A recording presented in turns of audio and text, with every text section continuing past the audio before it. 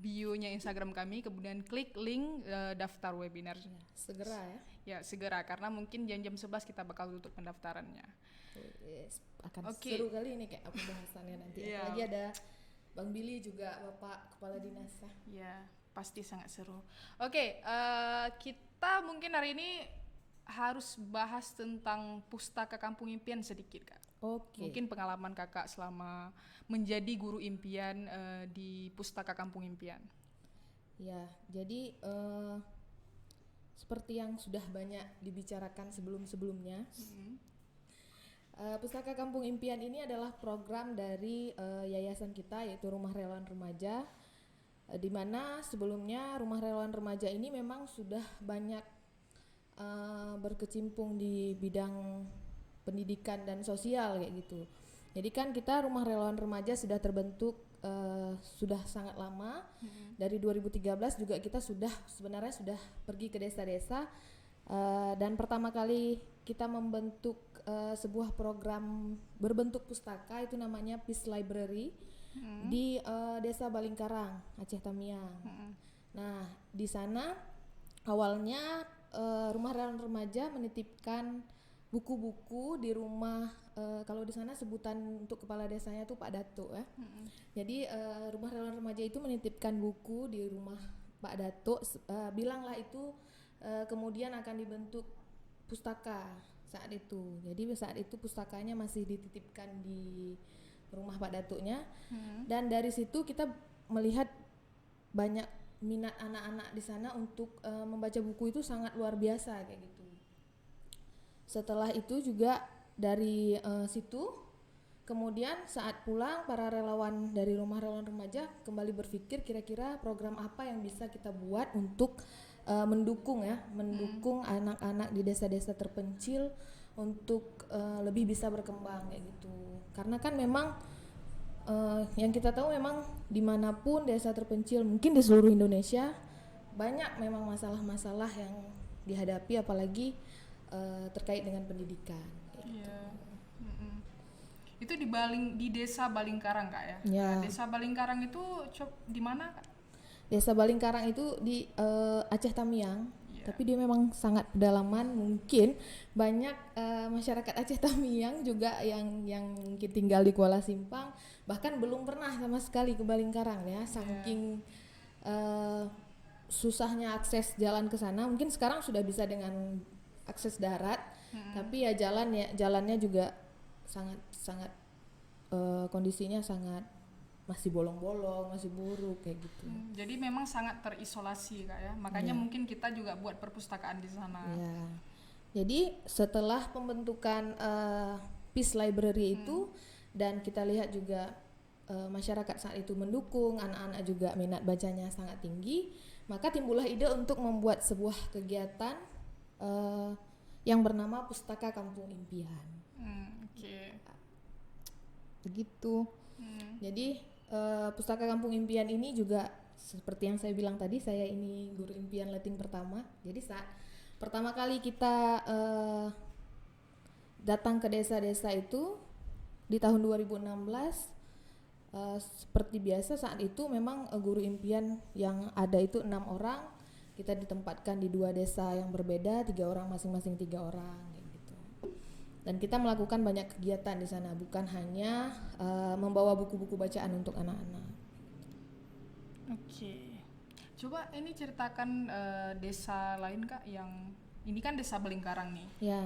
Yang dimana akses ke kampung itu cuma bisa kita lakukan dengan alat transportasi penyeberangan antara samping sungai ini ke sungai sana. Bahkan disebut Desa Balingkarang itu sebagai desa seberang sungai, ya kan? Jadi mungkin ada desa lain yang mau Kakak ceritakan seperti Desa Bah dan Serempah kayak gitu. Mungkin pengalaman saya sendiri yang paling menarik itu saat saya ditempatkan di Desa Serempah. Coba. Jadi Desa Bah Serempah itu mungkin adanya di Kecamatan Ketol, Aceh Tengah. Ya mungkin bagi teman-teman yang pernah mendengar berita di tahun 2013 di sana terjadi gempa yang menyebabkan longsor sehingga beberapa desa di sana tertanam gitu ya, bahkan hilang kayak gitu. Jadi 3R juga pernah ke sana. Dari mulai awal bencana mungkin untuk trauma healing kepada anak-anak, lalu kita lanjutkan dengan program Pustaka Kampung Impian. Nah, di Desa Serempah itu saat pertama kali saya dan teman-teman ditempatkan, itu kita nggak ada listrik di sana. Jadi nggak ada listrik di Desa Serempah. Nggak ada listrik di Desa Serempah. Jadi di sana untuk orang-orang di sana akses listriknya itu hanya dari ba'da maghrib, jadi sekitar jam 7 sampai jam 9 malam. Jadi kita juga sebagai guru impian, kita kan juga perlu koordinasi dengan teman-teman yang ada di Banda Aceh. Jadi saat itu kita charger HP atau yang lain sebagainya itu hanya bisa kita lakukan di jam 7 sampai jam 9 malam. Kayak gitu. Jadi untuk cuman seru sih, memang saya pikir kita di sana itu memang cukup dengan mungkin minat membaca anak-anak aja, kita udah menjadi guru impian tuh, kita udah bahagia kayak gitu. Ya. Ini Bang ada komen disuruh untuk besarkan sedikit suaranya. Oke.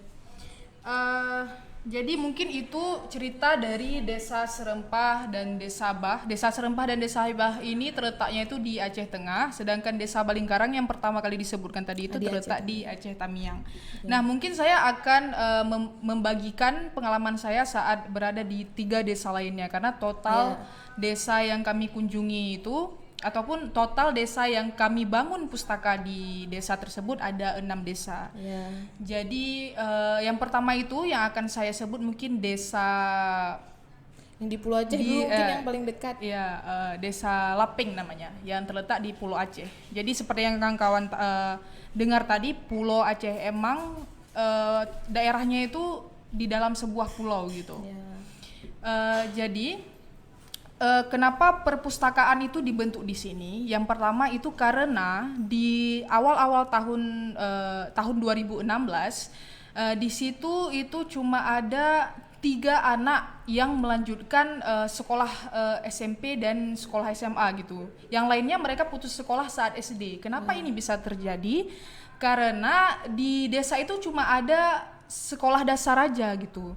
Jadi kalau kawan-kawan ingin, kalau anak-anak desa tersebut ingin pergi SMP dan SMA, mereka harus melewati perjalanan yang sangat terjal gitu. Perjalanan melewati gunung dan jurang yang sangat jauh gitu. Yang bahkan juga orang tuanya, orang-orang dewasa jarang melewati itu kalau tidak ada kebutuhan yang mendesak kayak gitu ya. Jadi sangat miris. Dan kenapa orang tuanya itu tidak mampu memfasilitasi mereka itu karena ya mereka berasal dari keluarga yang tidak mampu, jadi mereka tidak ada uang untuk membeli kereta gitu dan juga uang lain-lainnya seperti itu.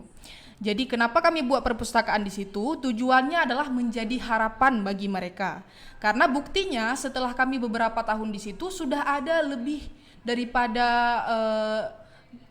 lebih banyak anak-anak yang menyambung pendidikan mereka seperti itu. Jadi kita bisa lihat di situ kalau perpustakaan yang kami bangun di situ menjadi suatu harapan ataupun menjadi suatu pilar bagi mereka untuk menyambung pendidikan mereka. Setidaknya mereka ada motivasi untuk menyambung pendidikan seperti itu.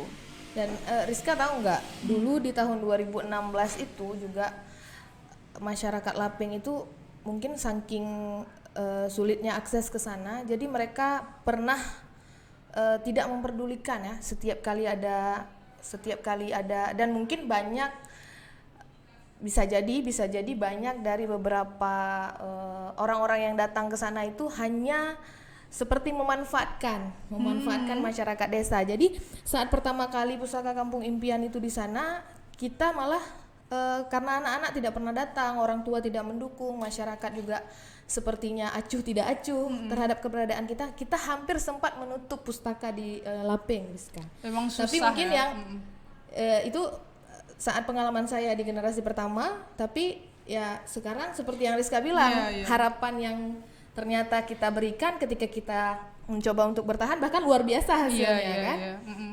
Gitu. Nah, jadi sangat luar biasa pemirsa.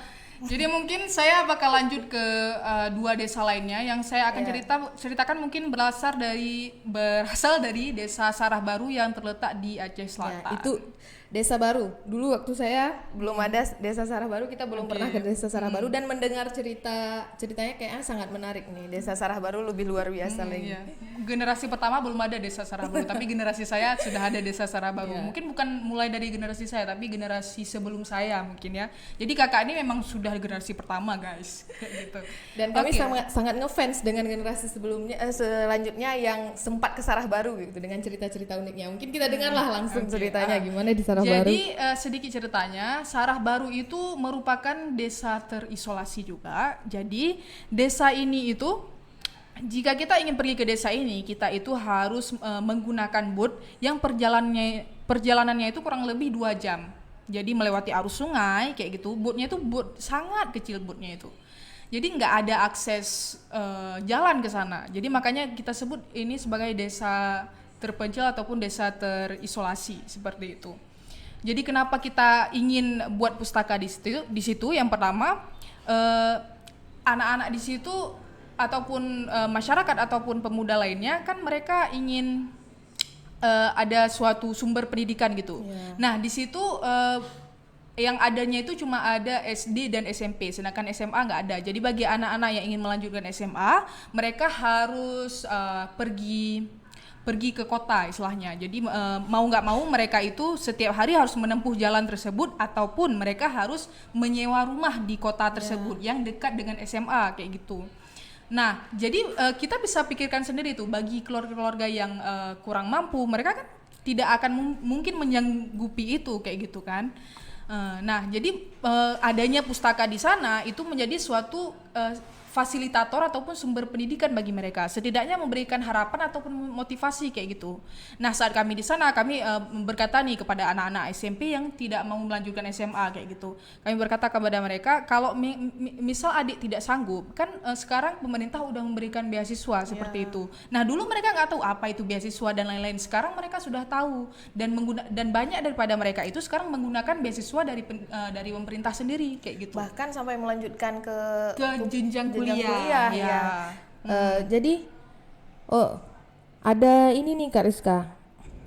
Ada yang nanya pelajaran apa sih yang kita dapat selama berada di penempatan kayak gitu. Kalau Rizka sendiri mungkin pelajaran apa yang Rizka dapat dari penempatan? Pelajaran yang mungkin banyak ya. Mungkin saat ditanya kenapa Anda ingin menjadi guru pelosok gitu, saya bukan ingin mengajarkan sesuatu kepada mereka, tapi saya ingin belajar dari mereka. Karena di sana itu banyak kali pelajaran yang nggak bisa kita dapatkan dari saat kita mengajar di kota gitu. Jadi mulai dari masyarakatnya, anak-anaknya, semuanya itu memberikan sesuatu pelajaran kepada kita kayak gitu. Mungkin bukan pelajaran yang langsung, tapi pelajaran yang tidak langsung. Contohnya saya di sana itu harus berusaha mandi di sungai, kemudian juga buang air di sungai, kemudian juga ambil air di sungai untuk masak kayak gitu. Dan masaknya itu menggunakan kayu. Nah itu merupakan survival skill yang nggak kita dapat di kota guys. Nggak kita dapat di bangku perkuliahan sekalipun ya. Iya kayak gitu. Itu skill life-nya kayak gitu. Dan itu istimewanya adik-adik kita di desa sana. Jadi mungkin seperti yang Rizka bilang tadi, yang mereka butuhkan itu hanya harapan, dan kita mencoba untuk memberikan harapan tersebut.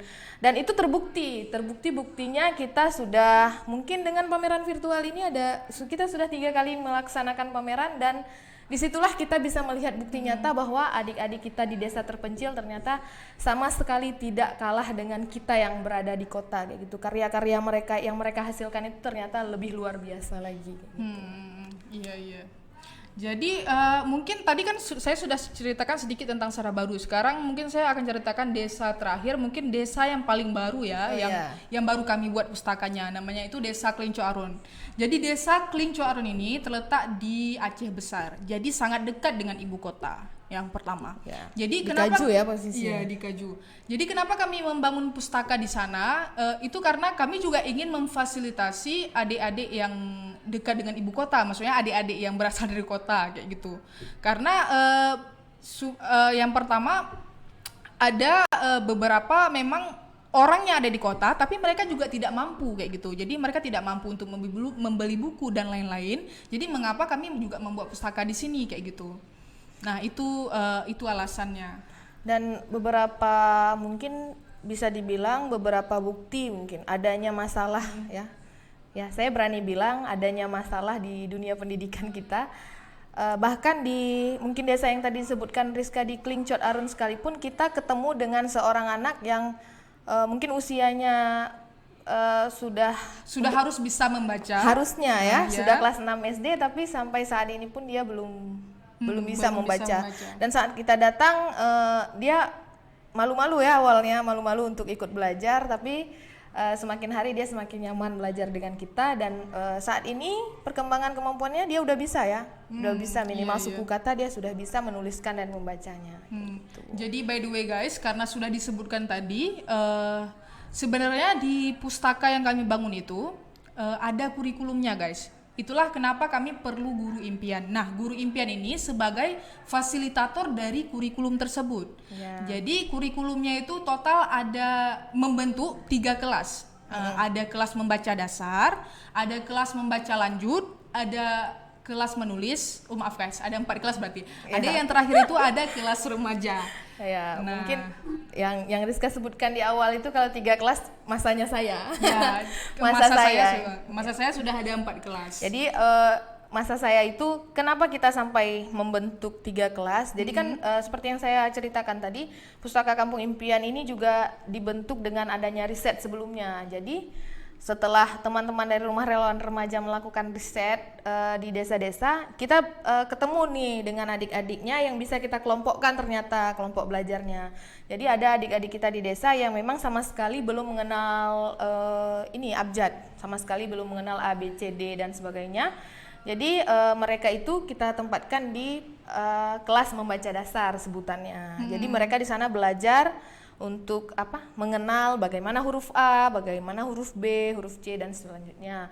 Terus ada kelas membaca lanjut. Nah, di kelas membaca lanjut ini adik-adik yang sudah mengenal abjad tapi baru mulai belajar untuk membaca. Jadi mereka mendikte di sana.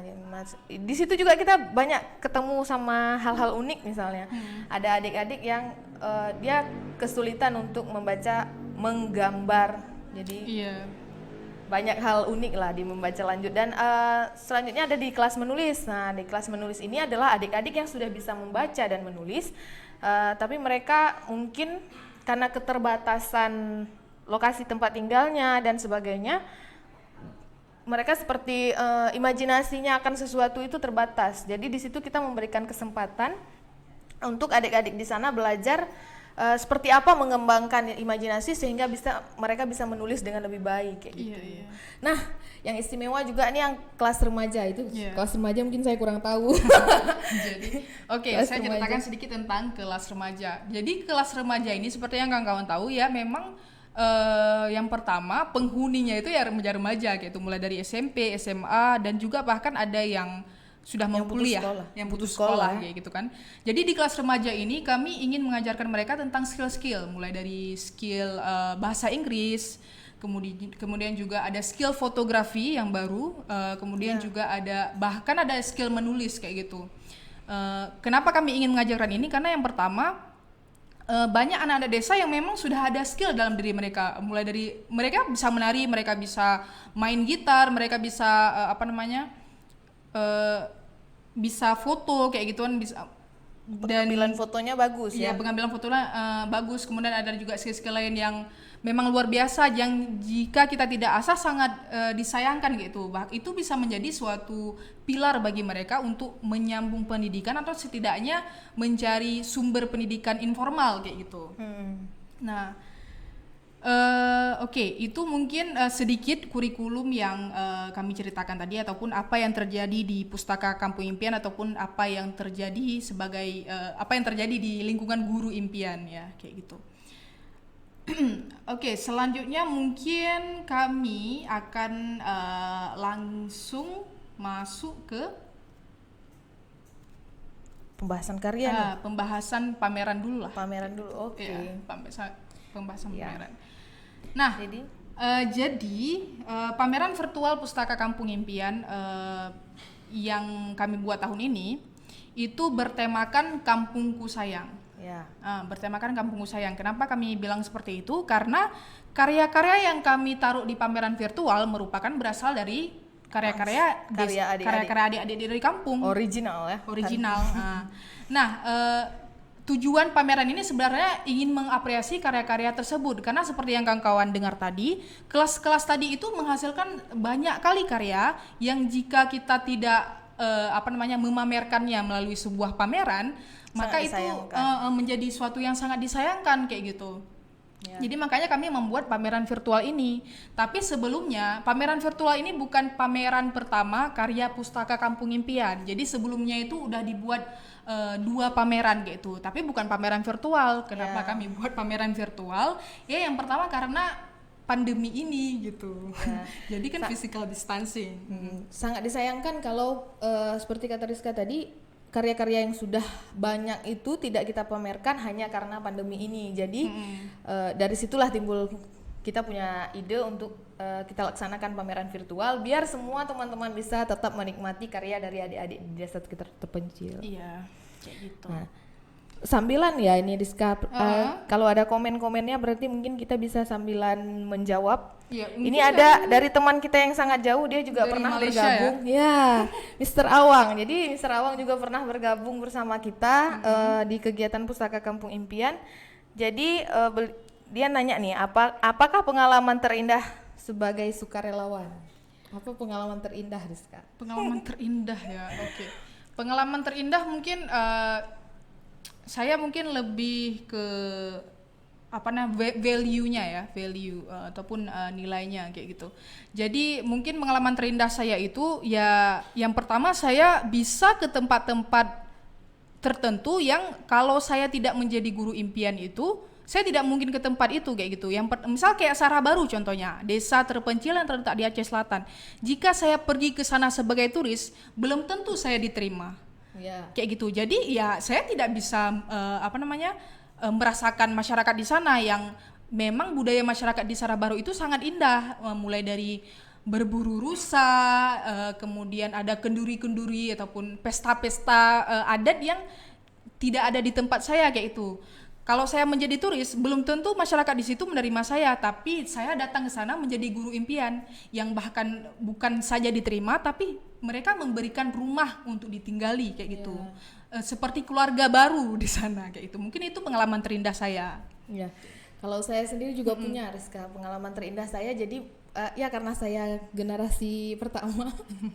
Karena saya generasi pertama, jadi kita pertama kali buat pameran itu kan di tahun 2018 ya, 2018. Jadi dulu adik-adik saat kita pergi di 2016 mereka sering sekali tanya kayak gitu kan, Kak, di Banda Aceh itu gimana ya? Di sana pasti banyak lampu-lampu ya. Sedangkan di desa mereka waktu itu kondisinya listrik, jangankan untuk lampu berwarna-warni, bahkan untuk lampu di rumah mereka aja mereka nggak punya kayak gitu kan. Jadi mereka sering bertanya hal-hal seperti itu. Dan saat pameran pertama kali kita punya kesempatan saat itu untuk membawa mereka ke sini karena mereka harus menampilkan beberapa karya seni dari desa mereka. Jadi mereka sampai bilang ke saya kayak gitu, Kak, kok saya seperti mimpi ya kayak gitu. Jadi datang ke Banda Aceh aja untuk menampilkan beberapa penampilan di depan orang banyak. Saat itu kita buatnya di Museum Tsunami, jadi sangat banyak orang yang bisa menonton waktu itu ya. Itu pameran sebelumnya. Jadi kita bisa sebenarnya pameran sebelumnya itu kita biasanya bawa anak-anak desa untuk ke Banda Aceh gitu. Jadi mereka bisa menampilkan seni mereka di depan orang-orang Banda Aceh. Kan pameran guys. Jadi mereka memamerkan budaya mereka di depan orang-orang Banda Aceh di ibu kota kayak gitu. Ya, dan di situ mereka memang sangat bahagia kayak gitu. Ternyata hanya dengan melihat lampu-lampu jalan yang ada di kota mereka bahagia. Tapi kita selalu coba menjelaskan bahwa kalian memang sih terlihatnya bagus di kota itu bagus. Tapi coba kalian rasain kayak gitu udaranya gimana. Iya sih Kak, kok di kota panas ya, di kampung kami nggak gitu katanya. Iya, terus ya saya menjelaskan kayak gitu bahwa di sini juga walaupun kalian lihatnya indah, tapi kita air juga sulit. Kadang-kadang kalau di kota kan airnya nggak selalu lancar misalnya gitu ya. Jadi mereka akhirnya oh gitu Kak ya, berarti masih bagusan kampung kami dong kayak gitu.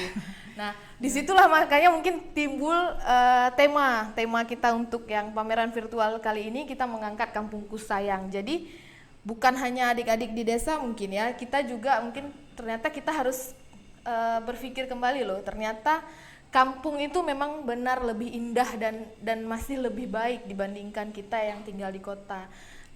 Hanya saja mungkin yang kita dapatkan hanya saja mungkin mereka kesempatan untuk mengakses hal-hal yang lain yang mungkin bilanglah di dunia milenial ini itu yang mungkin mereka tidak punya kayak gitu. Tapi kalau air yang bersih, udara yang bersih dan pemandangan yang indah mereka punya. Jadi mungkin kawan-kawan yang komen di Instagram, kami mungkin tidak membalas dulu ya karena nanti kita ada sesi tanya jawab sebenarnya gitu. Ya. Jadi mungkin karena juga masalah waktu ya, kami langsung ingin membahas tentang karya-karya yang sudah kami pamerkan di pameran virtual, seperti itu. Jadi setelah kita lihat karya-karya nanti, kita baru masuk ke sesi tanya jawab. Ya. Oke, mungkin bisa langsung kita putar videonya. Nah, kawan-kawan bisa mungkin rotasi layarnya ya, biar bisa dilihat dengan baik.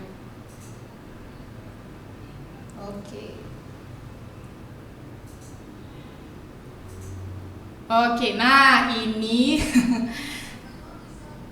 coba yang tadi di post Di tema ya. Di temanya Bang.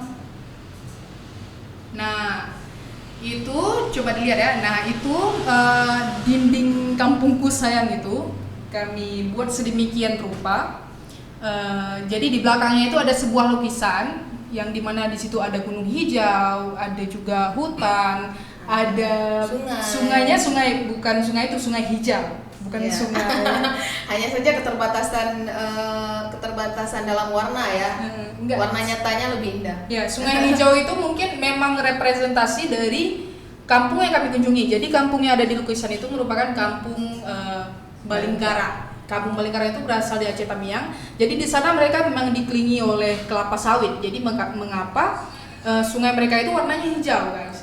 Tapi bukannya beracun ya, itu sehat, bukan gara-gara keracunan kelapa sawit gitu. Kita juga mandi di sana harus kayak. Nah itu jika kita lihat ada di samping hutan-hutan itu ada sebuah seperti pondok gitu. Nah warna biru itu. Apakah dia? Itu merupakan alat transportasi yang kita gunakan untuk menyeberangi sungai. Nah biasanya yang naik-naik ke atas itu bisa naik motor, bisa naik mobil, pokoknya semua yang bisa dinaikkan di situ diseberangkan ke desa Balingkara. Bahkan saya pernah lihat pick up sayuran, Diska. Jadi ibu-ibu di sana itu pick up sayurannya masuk ke situ dan mereka belanja sayurannya memang mungkin di desa mereka sendiri. Jadi dibawa dari luar ke desa mereka gitu ya. Pasar mendadak berarti Kak ya? Pasar dada, ya. Pasar kaget lah ya. Pasar kaget. Setiap hari Sabtu. Ya. Jadi GT ini juga mungkin kalau saat ini jalan daratnya sudah bisa diakses. Kalau hujan ya nggak bisa ya. Kalau hujan mereka biasanya di sana lebih rentan dengan longsor. Tapi dulu ini GT ini adalah satu-satunya penghubung antara desa Balingkarang dengan desa di seberangnya dan desa di seberangnya yang kemudian akan membawa mereka ke kota Kuala Simpang kayak gitu. Jadi jika ada urusan-urusan pemerintahan yang mereka misalnya harus ke kota atau mereka harus melanjutkan sekolah SMA terdekat di situ mungkin ada, tapi SMK. Jadi biasanya kalau memang adik-adiknya ingin pilihan sekolah yang lain, mereka juga harus kos mungkin di kota kayak gitu. Atau mereka harus pergi lebih pagi. Dan juga adik-adik di sana itu kalau pergi sekolah mungkin kalau yang SMP kan harus nyebrang juga nih. Jadi mereka sering buka dulu kaos kaki dan sepatunya untuk menaiki GT, karena kalau nggak basah nanti sampai di seberang baru mereka kayak lagi. Jadi kayak kisah-kisah yang sering kita dengar, anak-anak yang buka sepatu mereka gara-gara itu terjadi di desa ini, bukan suatu rekayasa gitu. Oke, kita play lagi. Kita lihat apa yang ada di sampingnya. Nah, ini mungkin ya coba Ya. di zoom ke bawah. Nah, pause. Nah, di situ ini merupakan karya anak-anak desa Klincur Klincur Arun yang terletak di Aceh Besar. Nah, ini bisa kita lihat jadi mereka menggunakan kanvas kayu sebagai alasnya dan di atasnya itu mereka tuliskan cita-cita mereka. Nah, Ya, seperti ini itu. salah satu cita-cita mereka ya. Memang kelihatannya simple, cuma yang buat ini bisa kita prediksikan anak-anak masih SD buat ini gitu. Punya ide seperti ini. Kita bisa pikirkan sendiri bagaimana kreatifnya mereka. Dan pastinya nih mereka tahu bahasa Inggrisnya setelah belajar nih ya kak. Iya, iya. Mereka belajar bahasa Inggris dari pustaka juga kayak gitu. Iya. Oke, kita play lagi mungkin.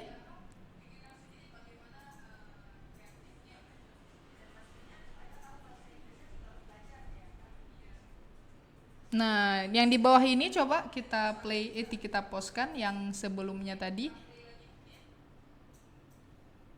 Ya, yang bawah itu alas buah. Oh ya, alas buah. Ya, itu di bawahnya nggak nampak ya. Itu. Sedikit. Iya. Oke. Oke, coba jelaskan Kak. Jadi alas buah ini dulunya kita dibuat oleh adik-adik di Pulau Aceh. Dibuat oleh adik-adik di Pulau Aceh. Jadi ada masanya saat itu di beberapa desa saya lihat memang kayak mulut minuman plastik itu ya. Iya, daur Kita tidak ulang boleh berarti ya. kita tidak boleh sebutkan merek. Jadi Sponsor. merek apa tadi? Mulut dari minuman plastik. Jadi digunting-gunting. Kalau orang-orang tuanya biasanya buat tas gitu, Oh, tas iya, iya. keranjang belanja.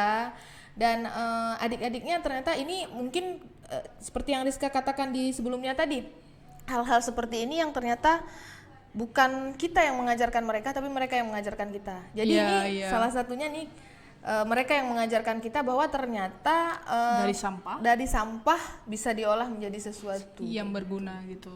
Ini bisa jadi tempat buah, bisa jadi mungkin kalau kita membuatnya lebih rapat lagi bisa jadi tempat untuk menyimpan kosmetik mungkin ya. Iya, iya. Oke, mungkin kita play lagi, kita lihat apa yang ada di sampingnya.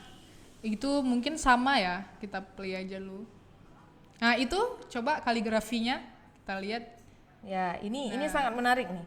Karena dulu sepertinya di masa Generasi pertama. di generasi pertama kita hanya fokus pada mengajarkan membaca dan menulis kayak gitu. Iya. Kalau ada pun prakarya itu kita selipkan supaya adik-adik nggak bosan kayak gitu. Tapi kan semakin berkembang seperti yang Rizka katakan tadi, adik-adiknya juga semakin berkembang. Jadi kurikulum yang dibuat oleh guru impian juga semakin berkembang. Ini salah satunya nih. Nah, ini kaligrafi ini berasal dari Desa Sarah Baru yang terletak di Aceh Selatan dan juga Desa Bah yang terletak di Aceh Tengah. Jadi kita bisa lihat sendiri memang itu dari karton, kemudian kartonnya itu dipotong, ditempel di atas karton yang lainnya seperti itu. Jadi memang kaligrafinya itu sebenarnya 3D dibuatnya. Nah, kita bisa lihat di sini memang kaligrafi itu bukan suatu ide yang baru, tapi saat dikreatifkan seperti ini itu menjadi suatu yang baru kayak itu. Apalagi ini berasal dari anak-anak pelosok yang memang sumber pendidikan mereka itu tidak banyak kayak gitu. Dan lagi mereka bisa membuat dengan bahan-bahan yang mungkin kalau kita aja di seumuran mereka disuruh buat mengolah karton, kita nggak sampai idenya seperti ini ya. Iya. Karena kan yang biasanya dijual di kota-kota itu dengan seng, lukisan kah atau sebagainya, tapi mereka bisa mengolah karton dengan seindah sedemikian ini. rupa ya. Gitu. Coba kita play lagi, kita lihat apa lagi yang ada di pameran virtual kita.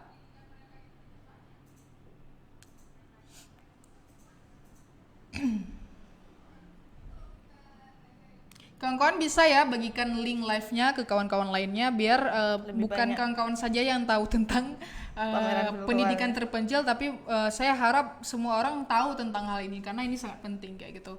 Coba kita post di rumah adat tadi, miniatur rumah adat. Nah itu coba ceritakan sedikit.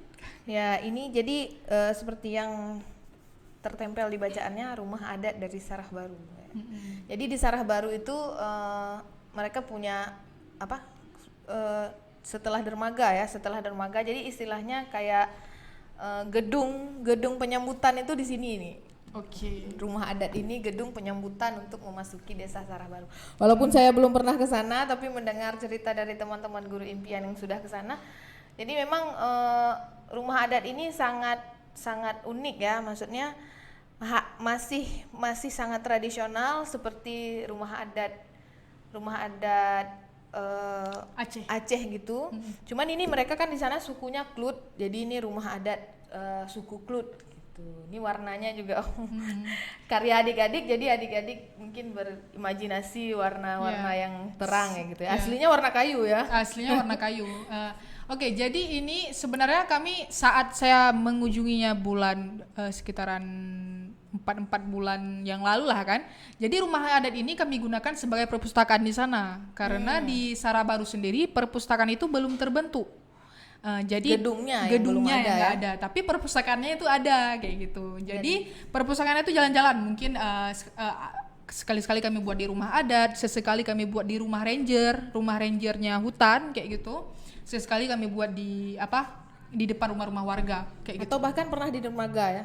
Atau bahkan pernah di dermaga. Jadi memang konsep belajar di alam itu menjadi sesuatu yang utama di Pustaka Kampung Impian. Ya. Terus di sampingnya nih Kak Rizka, di sampingnya ada gelang-gelang. Ini juga bahan daur ulang kayaknya. Iya, itu daur ulang.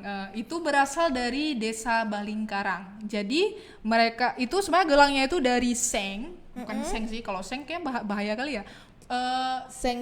Kaleng minuman. Jadi kaleng minuman yang terbuat dari seng itu. Nah, itu dibuat menjadi suatu gelang kayak gitu. Nah, itu mereka anyamkan sendiri pakai benang nama-nama mereka di gelang tersebut. Saya juga punya ini satu hadiah dari mereka. Wow. Ya. Terus mungkin kita lanjut lagi Bang, karya yang lain.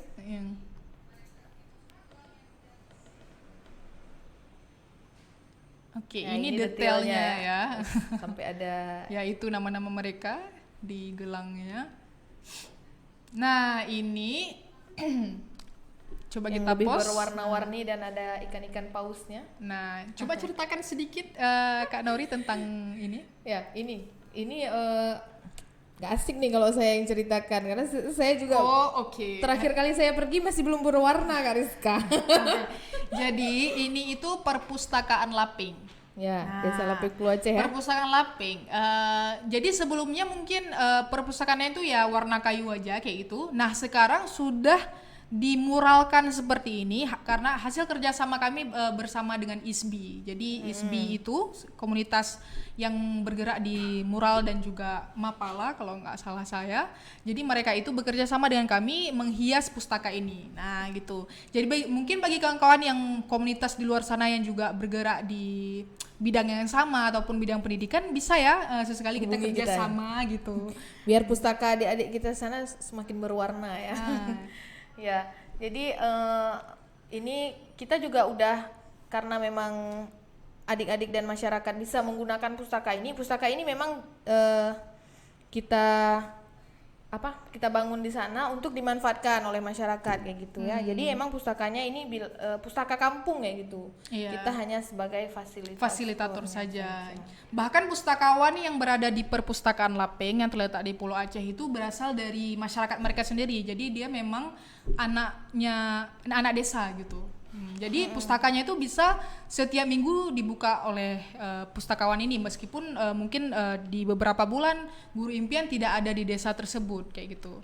Nah, coba kita play lagi, kita lihat apa lagi yang ada di setelahnya. Nah, itu detailnya. Jadi memang ada 2 serambi.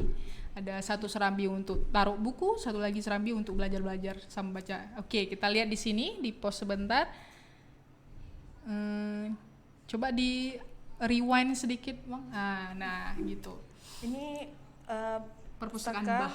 Pustaka Bah. Ceritakan sedikit kayak nggak ada perbedaan sama generasi pertama. Iya. Jadi pustaka Bah ini kita bentuknya di Desa Bah yang tadi mungkin di Desa Bah Ketol Aceh Tengah. Ini juga sebelumnya kita beberapa kali kita ke Desa Bah itu kita bilanglah kita seperti menyewa rumah warga ya untuk perpustakaan di sana. Dan sekarang setelah 2 tahun kita sudah punya pustaka sendiri di sana di Desa Bah. Jadi pustaka ini memang bukan serta-merta tempat belajarnya Pustaka Kampung Impian. Jadi bilanglah di sini kita hanya untuk penyimpanan buku dan bahkan sesekali kita gunakan untuk tempat belajar. Tapi tempat belajar yang seru itu kita banyak mengeksplor dari adik-adik. Mereka mau belajar di mana aja kita ikutin kayak gitu. Iya. Jadi memang di sana di Desa Bah kami itu memiliki 2 bangunan pustaka kita bilang. Jadi satu bangunannya itu untuk kami taruh buku, itu berupa rumah yang kami sewa, dan kami juga tidur di rumah itu. Nah, ini pustaka yang kami gunakan hanya untuk belajar. Kenapa kami tidak simpan buku di situ? Karena alasan keamanan. Ya. Karena memang belum ada kunci. Masih banyak bolong-bolong. Ya. Tapi itu juga sudah berwarna ya Kak Rizka ya. Iya. Banyak mural di sana emang. Ya. Oke, kita lanjut ke karya selanjutnya. Jadi ini walaupun kita di layar hanya berdua, tapi kita sekarang sedang dibantu oleh teman-teman dari Aceh Dokumentari. Jadi makanya kita bisa putar pos. Dan kita makanya kameranya sangat bagus guys. Ya, ini adalah tempat pentul ya, kreasi tempat pentul. Biasanya ini masalah bagi kita yang wanita nih Kak Rizka. Iya, taruh pentul di mana-mana gitu kan. Tiba-tiba kaki kita tertusuk atau kita kehilangan pentul-pentul ini ya untuk kebutuhan pemakaian hijab. Nah, ini suatu prakarya yang bukan dibuat oleh anak-anak tapi masyarakat. Ibu-ibu di desa. Kayaknya kita lupa menceritakan. Jadi kita selain sama anak-anak juga kita sama ibu-ibunya juga kita buat kegiatan sama masyarakat ya. Jadi ini hasil karya dari ibu-ibu di desa. Jadi mereka membuat tempat pentul. Ini mungkin bentuknya memang idenya dari kita, tapi mereka setelahnya bisa mengembangkan sendiri kayak gitu ya, Rizka ya. Jadi tempat pentul yang aman lah, apalagi kalau ibu-ibu yang mungkin ada anak kecil sangat berbahaya jika pentulnya berserakan. Benar sekali. Mungkin sederhana tapi sangat berguna. Ya, saya sebagai calon ibu saya pikir ini sangat luar biasa. Iya. Oke, coba kita play lagi, kita lihat apa yang ada di selanjutnya.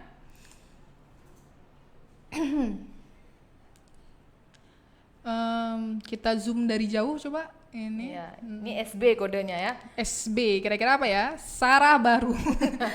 Ya, ini ada seperti kembang-kembang salju. Nah, ini kawan-kawan, ini merupakan 3D illustration. Jadi ilustrasi 3D dari keadaan Sarah Baru yang terletak di Aceh Selatan. Jadi kalau kita lihat di depannya itu yang bangunan seperti rumah yang bentuknya itu seperti halte, itu merupakan dermaganya Sarah Baru. Jadi setiap sore, setiap pagi masyarakat Sarah Baru bakal memarkir bootnya di dermaga ini. Sebutannya stempel ya. Sebutannya stempel. Jadi memang bootnya itu sangat kecil, namun sangat panjang gitu. Ya. Bahkan saya pernah naik boot itu dengan penumpang hampir 10 orang. 10 orang? 10 orang. 10 orang tapi hanya bisa duduk 1 orang ya. Jadi kita bisa menyentuh air. Ya, menyentuh air sambil berjalan seperti itu, sangat mengasyikkan menelusuri arus sungai ya. Iya. Oh, jadi ini dermaganya. Jadi bilanglah ini adalah pintu gerbang masuknya Desa Sarah Baru ya. Pintu gerbangnya gitu. Jadi kalau misalkan kawan sampai ke sana udah dihadang sama masyarakat di dermaga, berarti ya udah balik aja dulu. Berarti tidak akan bisa masuk. Tidak akan bisa masuk.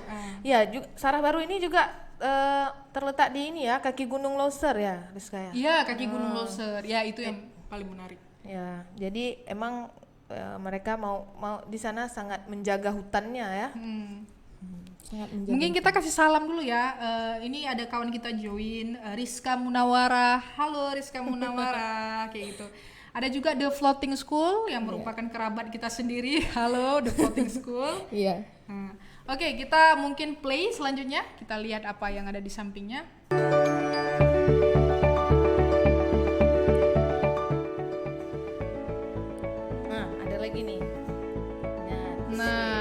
seperti rumah ya, padahal ini miniatur. Oke, nah ini coba kita pause sebentar.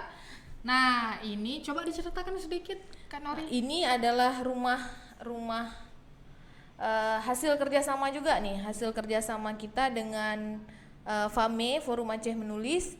Jadi ini adalah Pustaka Kling Chot Aron, pustaka di yang Kaju. terletak di Aceh Besar. Ya, di Aceh Besar, di Kaju lebih tepatnya.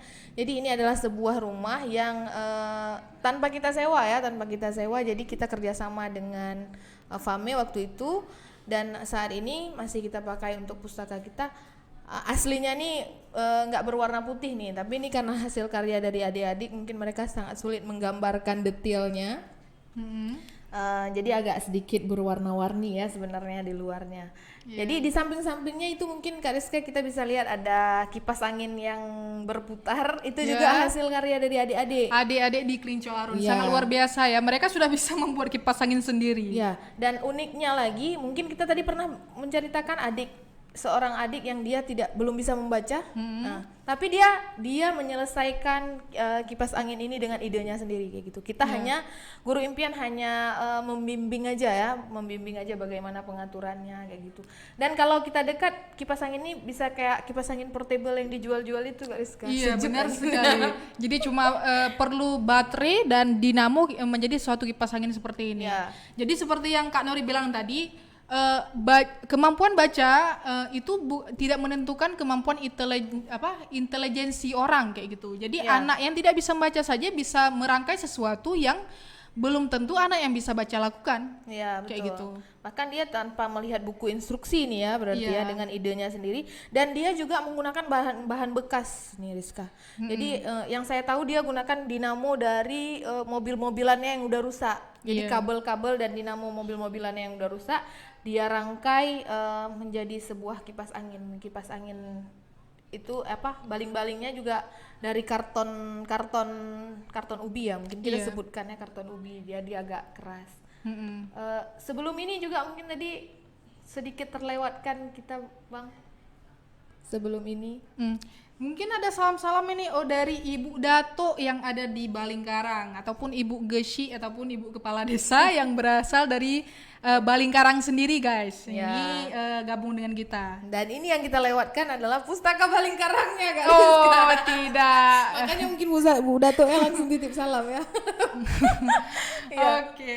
Jadi ini pustaka di Desa Balingkarang. Mungkin Rizka bisa menceritakannya. Oke. Jadi saya saat itu berada di Balingkarang tidak lama ya. Mungkin kami dipulangkan gara-gara pandemi sendiri. Jadi saya di sana mungkin cuma 2 minggu, kemudian saya pulang ke Banda Aceh lagi gara-gara pandemi. Jadi pustaka Balingkarang sendiri sangat luas, itu baru diluaskan gitu. Jadi anak-anak biasanya belajar di sini dan juga meminjam buku kayak gitu. Bahkan waktu nggak ada kami juga ada pustakawan di sana yang memfasilitasi anak-anak dan membuka pustaka. Ya, tentunya di bawah kontrol langsung dari Ibu Rodiah sebagai Ibu Rodiah sebagai Ibu Dato. Jadi istimewanya pustaka Balingkarang ini Rizka, pertama kali kita bangun itu di 2016. Ya. Saat kami ke sana, mungkin tadi saya ceritakan di awalnya kita menitipkan buku di rumah Pak Datuknya. Setelah itu kita membangun pustaka ini bersama dengan masyarakat. Jadi kita hanya gotong royong itu hanya 1 hari selesailah sebuah pustaka Balingkarang. Itu semangat gotong royong masyarakat di desa yang mungkin saat ini sulit kita dapatkan di masyarakat kota. Sulit ya, bukan berarti tidak bisa tapi sulit gitu. Nanti bisa panjangkan. Bisa panjangkan nanti kita masuk lagi. Oke. Jadi mungkin nanti kan ini kan di IG Live kita cuma bisa 1 jam. Nah ini tinggal 5 menit lagi. Nanti kita bakal sambung lagi IG Live-nya. Jadi kawan-kawan jangan kemana-mana. Nanti waktu kami live lagi, kawan-kawan bisa join lagi. Ya. Kayak tapi gitu. masih 5 menit ya. Iya. Oke. Kita sambungkan, kita tutup dulu IG Live-nya ya guys. Kemudian sementara ya. Habis itu kita lanjut lagi. Kita panjangkan. Oke, jangan kemana-mana.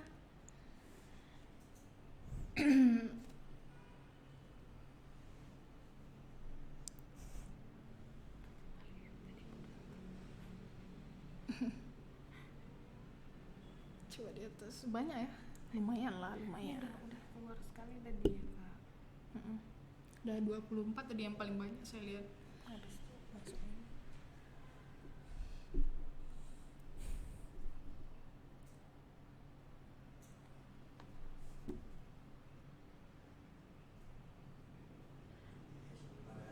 Oke, Bang. Oke.